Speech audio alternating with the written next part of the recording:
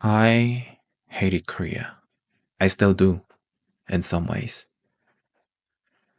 Ever since I was a student, I could ignore the expectations, a good university, a stable job, the so called path to success that never really swayed me. But it wasn't just about success, it was about me. I felt like I was constantly being denied the right to be myself.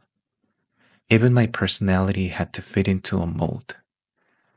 The way I talked, the way I laughed, even the things I liked. I didn't belong, and I couldn't breathe. So I left to America. In America, I had to start from nothing. I found a job at a shipping company, working the front of counter. Most of my coworkers were fresh high school graduates or just picking up extra cash.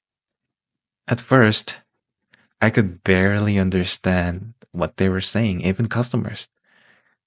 Shipping options, extra fees, paperwork, it all blurred together in a mess of words I couldn't grasp. So I asked over and over again, "Excuse me, could you repeat that? Is that right? What is it?" No one got annoyed. Not once. Back home, in Korea, I'd have been met sighs, eye rolls, someone telling me to get it together.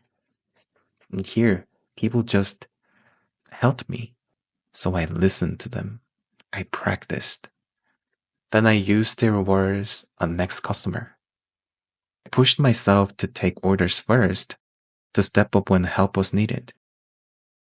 I had never been this kind of person before in Korea. I was never like this. But here, I was changing.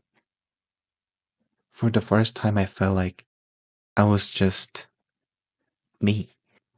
And a year passed, and I climbed to the top of my role, store manager. But then I started wondering. I wanted to try something new, and then I saw it, an opportunity to learn for free in Korea. I decided to go back just for a little while, finish the course, then return to the US. The moment I landed, I felt it. Nothing really had changed. I joined the computer school, and then everyone in the class was younger, smarter, faster. I felt like pressure again, the one I thought I left behind. And then after the class, I tried looking for jobs, but the interviews were all the same.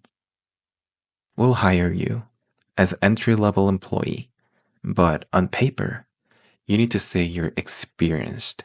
I hesitated. And the salary? Entry level, of course.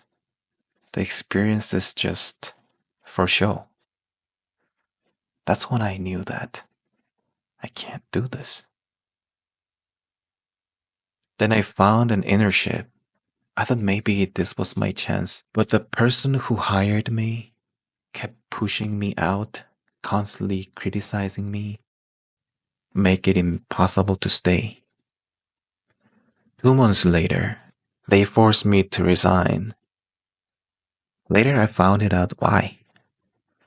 They wanted to cut my position and add the salary to their own. That was it.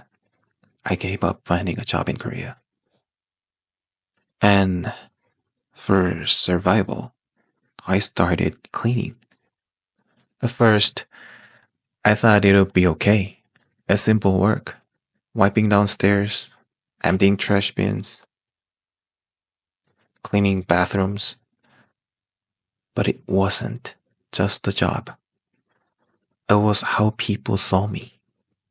In America, even when I worked a basic part-time job, no one looked down on me. Even when I was unemployed and just staying home, no one made me feel ashamed. But in Korea, it was different. People wouldn't look at me. I was invisible. Or worse, they saw me and whispered, "At least they are making money somehow." It wore me down more than I expected. The exhaustion wasn't just physical, it got inside my head.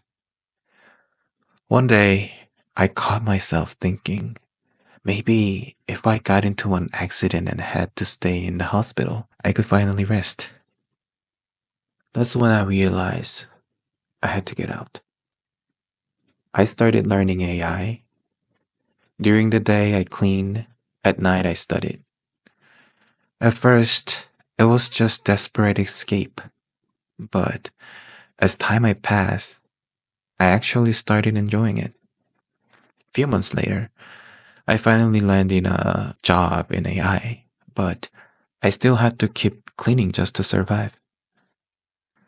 And another year passed, and then I finally quit. And I left Korea again, back to America. But this time, I had no money. I've been looking for work for a month, still nothing. I want to escape this situation, but I can't. And I can't enjoy it either. When life gives you lemons, make lemonade. That's what they say. But what if there's no sugar, no water? What if all you have are lemons and nowhere to go and you don't like lemons? This is a kind of summary of my story. I made it back to paradise, but still surrounded by problems. So, what I'm trying to say is sometimes you have no choice but to embrace the situation.